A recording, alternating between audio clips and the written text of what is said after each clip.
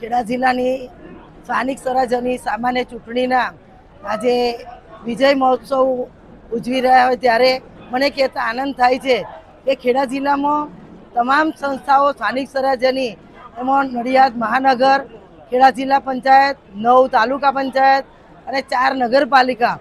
એમાં ભવ્ય વિજય પ્રાપ્ત થયો છે। ખેડા જિલ્લામાં જે પ્રકારે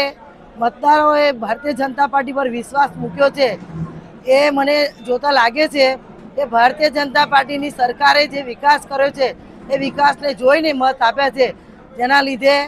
નડિયાદ મહાનગરમાં 52માંથી 51, ખેડા જિલ્લાની 42 બેઠકોમાંથી 36 અને તાલુકા પંચાયતની 9 તાલુકા પંચાયતમાં બહુમતી સાથે અમારી બોર્ડ બેસવાનું છે। 4 નગરપાલિકાઓ પણ સ્પષ્ટ બહુમતીથી બોર્ડ બેસ્યું છે। ખેડા જિલ્લાના તમામ મતદાતાઓએ જે પ્રકારે અમારા ભારતીય જનતા પાર્ટીના મેન્ડેટવાળા ઉમેદવારોને વિજેતા બનાવ્યા છે એનો મને વિશ્વાસ છે કે ભારતીય જનતા પાર્ટીમાં અને ગુજરાત સરકારના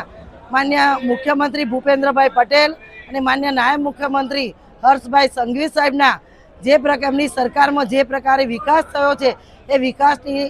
નીતિને જોઈ અને મત આપ્યો છે। જે પ્રકારે ગુજરાતના માન્ય યશસ્વી અધ્યક્ષ પ્રદેશ અધ્યક્ષ જગદીશભાઈ વિશ્વકર્માના નેતૃત્વમાં ગુજરાત સરકારમાં સ્થાનિક સ્વરાજ્યની ચૂંટણીઓ લડાઈ રહી ત્યારે ખેડા જિલ્લામાં પણ છેક બૂથ સુધીનું માઇક્રો મેનેજમેન્ટ કરી અને ખેડા જિલ્લાના તમામ કાર્યકર્તાઓએ, ખેડા જિલ્લાના તમામ ધારાસભ્યશ્રીઓએ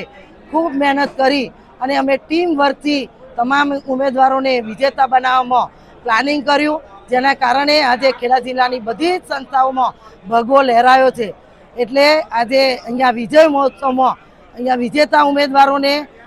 અભિનંદન આપવા માટે અને આવકારવા માટે ખેડા જિલ્લાના બધા ધારાસભ્યશ્રીઓ, અમારા પ્રભારી રમેશભાઈ અને જિલ્લાના તમામ પદાધિકારીઓ સાથે વિજેતા ઉમેદવારોનો આજે વિજય સર્કસ અને વિજય ઉત્સવ મનાવી અને આજે ખૂબ ઉત્સાહથી કમલમ ખાતે બધા ઉમેદવારો વિજય બનીને ઉપસ્થિત રહ્યા છે।